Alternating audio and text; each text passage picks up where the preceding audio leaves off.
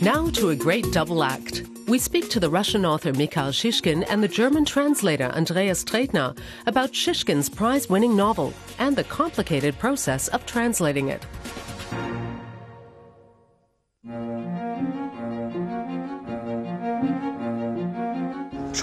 Writing is a struggle against words.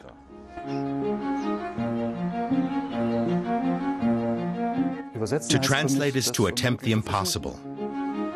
The writer and his translator creating a universe word by word. Mikhail Shishkin is one of Russia's most renowned writers. But celebrated as he is at home, his novels are still relatively little known internationally. Venerin Volos, Maiden Hair in English, is a bestseller in Russia. Now Germans can also read the novel Venus Haar, thanks to Andreas Tretner. Berlin's Haus der Kulturen der Welt has honored the two with its International Literature Award. Over 15 years ago, love prompted Mikhail Shishkin to leave Moscow and move to Zurich in Switzerland. He left behind family and friends and immersed himself in a new culture. Russian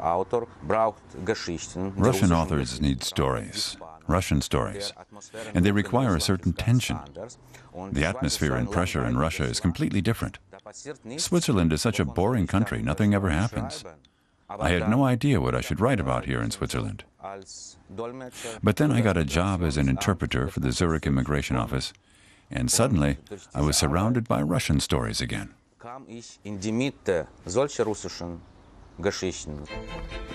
Maiden Hair is a tale of refugees from the former Soviet Union and their destinies. They've experienced torture and rape, but to the Swiss bureaucrats dealing with their cases, their lives are merely paperwork. The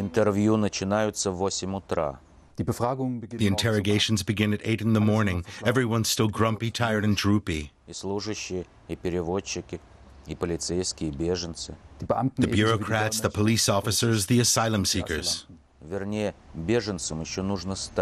The ones who want to be asylum seekers, I should say. For the time being, they're just applicants. When there's a woman sitting in front of you, telling you how her son's nails were ripped out, it's something you can't forget. It would be great if we worked the same way computers do, and you could just hit delete. But you can't delete these experiences. They stay with you for the rest of your life. Far from hitting delete, Shishkin has committed these experiences to paper, word for word. But how much of his novel is fact and how much fiction? The line between the two is often blurred. The refugee stories merge with accounts of an ancient battle, or the diary entries of a Russian singer. The novel is a patchwork of past and present, real and imagined. But how do you translate that?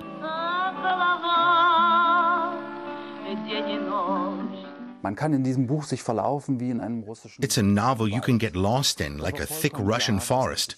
I knew I would have to enter into its spirit, that it would be an uphill struggle, that it would be all or nothing, just as it was for the author.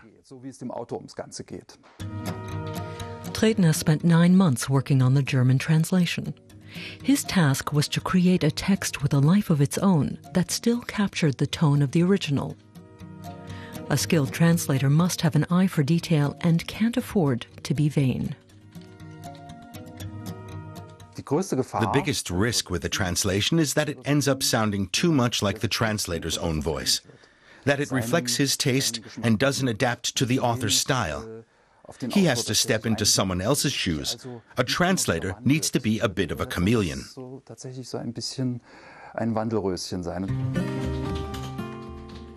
Tretner has been translating contemporary Russian literature for 25 years.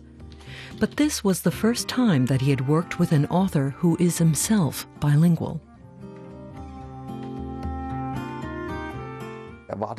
He was right there, and read, and had an opinion on every single sentence I tried to translate. But he also knew when to back off, let go, and entrust his baby to me. I kept saying to Andreas, shall we leave this out? Should we not bother with this? And he kept saying, no, let's try and do it.